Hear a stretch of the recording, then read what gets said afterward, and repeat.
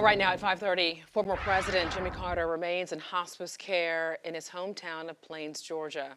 While that's happening, the interest in Carter as a person and his legacy is taking center stage.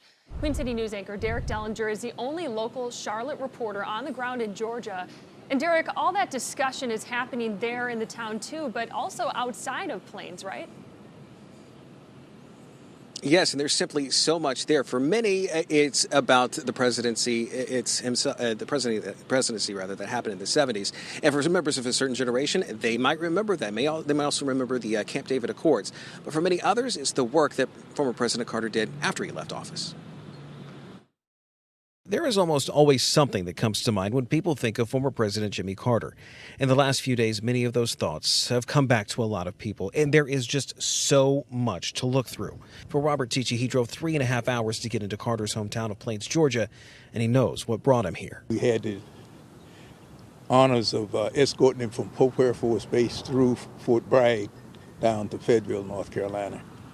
Back in 1977. For some, it's his presidency. While in office, Carter himself was seen as a decent, honest man, one that was even seen in the people he dealt with directly. We'd be sitting on a campfire somewhere up in Helen, Georgia, where his cabin, and he'd walk down to sit around with the guys and hang out. Denny Schleinweit is a former Secret Service agent who now lives in North Carolina, who became friends with his boss and who noted his commitment to service.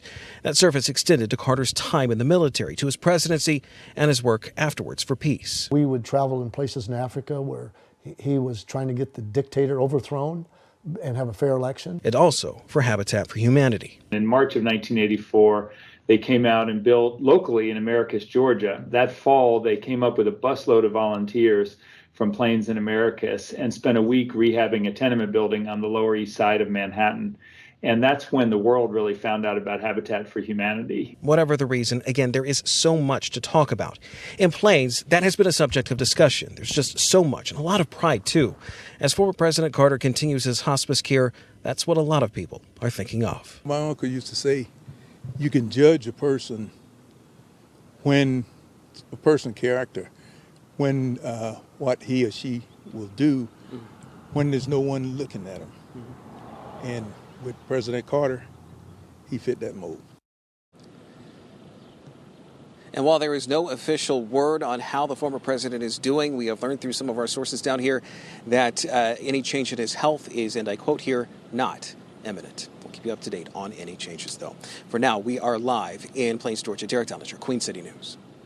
He has lived such a long life in his 98 years so far, and it's nice to hear all of those stories that people give of his life and his character. Yeah, and I'm sure there's special prayers today, it being Ash Wednesday, for former President Jimmy Carter. Thank you, Derek, for your coverage. And Queen City News is the only TV station in Charlotte with a local reporter on the ground in Georgia covering the latest on President Carter's condition. You can follow Derek's latest reports on air tonight at 6, as well as on our website, qcnews.com. And Carter's legacy extends beyond just his time in the Oval Office and even into the Queen City. The former president and his wife volunteered and spent 5 days in the Charlotte area building 14 homes nearly 36 years ago.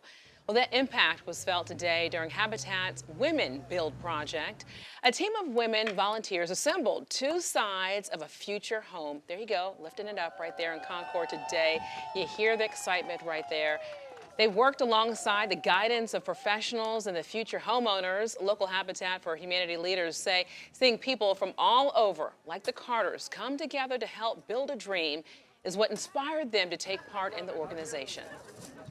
Well, even before I was involved with Habitat for Humanity, President Carter was the first symbol of Habitat for Humanity that I recognized. To see him having an impact and giving exposure to an organization that helps so many people live the American dream, which is home ownership, that never had before. So he was a catapult for what you see Habitat and what we become.